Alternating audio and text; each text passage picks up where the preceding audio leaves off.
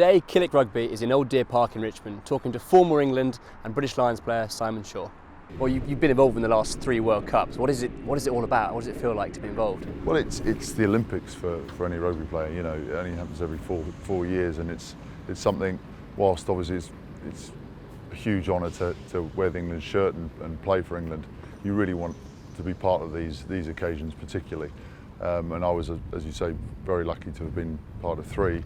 Funny enough, missed out on the 2 previous to that through injury. So it's one of those things you want to get over the line. You want to get in your name announced in that squad, and once that's happened, get the tournament underway and play a part in it. So for a player, it's just pure excitement at this stage. Well, there's so much build up to it because obviously in all other tournaments, whether it's a summer series or a Six Nations, you know, there's very little preparation time or build up to it. You'll go from one season, domestic season, straight into a tour or you know, Six Nations right slap bang in the middle of a season. The World Cup, you know, everyone's preparing months in advance, and it's a huge build up, not just for the public but for the players equally. So it's like, you know, you just get so excited. It's perhaps fair to say that England haven't had the smoothest of build-ups. Are we in good shape, or are we worried at all? Yeah, I think we are. Obviously, we could have done without the loss. You know, these matches are obviously partly about selection and partly about boosting confidence and getting things right. But in the build-up, you know, the Ireland game, we went a very long way in sort of making up for the loss the previous outing. So good and bad from England's perspective, but you know, I think my confidence comes from the fact that this squad over the last sort of 2-3 years has been building nicely. A lot of young guys involved, a lot of, you know, obviously a good spirit, it seems, and really kind of that never say die attitude. They'll work for everything, and hopefully, well, they'll have to, you know, with the likes of the group that they've got. What do you make of Stuart Lancaster's overall approach to the England squad these days? I mean, there's probably some notable omissions from the squad. How do you think he's gone about his job? Well, I think he's very firm in his head as to how he'd like this England side to perform on the pitch, but also behave off it. There's some omissions, obviously players that some people would argue have that X factor who haven't been included. I might as well name names, you know, so the likes of Cipriani, who wasn't given a massive opportunity really in the build-up. I would have liked to have seen him out on the pitch more, because I think he's one of those guys that can really change things, and if England, you know, England will think, well, we really shouldn't be in that position with 20 minutes to go, but that's kind of not reality.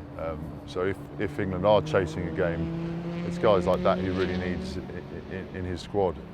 So I think he's gone slightly conservative, but obviously he feels very strongly about perhaps what other people can bring to the party, and they'll be, I guess, they'll have shown what they're truly capable of in the weeks building up to the World Cup in their training camp. So there's a lot of things that the public, I guess, don't see. One of them is how people knuckle down and train, and how people take bad news, good news, all the rest of it. So there's a lot more to it than just playing. How do you rate England's chances? Can we go all the way? I think we can go all the way. There's no reason why we can't. I think home advantage is obviously massive. It's a massive advantage for the team. I think we saw, you know, the weekend, the change in performance, and that's not just because they've gone away and sort of altered bits and bobs. It's, you know, it's that kind of extra team member, which is the crowd and the atmosphere that creates. So I certainly think we can go all the way. The toughest part for us, I think, for England, I keep saying us, is getting out the group of death. You know, they've got some incredibly tough games within that. Made slightly easier by the fact that Wales have sustained a couple of really key injuries, but still, you know, beating Wales, beating Australia, beating Fiji even, it's going to be a tough call. So stars to watch out for in this World Cup. if you could give us a couple of England names and maybe some names from overseas teams as well. Yeah, I think Jonathan Joseph, JJ as they call him, if you get given a nickname very early on, it sort of shows you've got some star quality, so he's one to watch definitely. I think George Ford will come to the fore. His confidence will build more and more. I think he had a great game at the weekend, so he's going to be one to watch from England's perspective. If they can stay fit, the two England second rows, Launchbury and Laws, I think are a superb combination. From outside of that, I think from guys within England's group, I think one I have a lot of respect for, and who I think is a fantastic player, is Matt Gitto, who's been out of the international scene for a while. For what reason, I don't know. And he's come back into the Australian squad along with Drew Mitchell and a couple of others, and I think he's created a whole different Australia somehow. So it's not great for England from England's perspective, but he'll be one to watch for Australia. Simon, thank you very much for talking to us. Pleasure.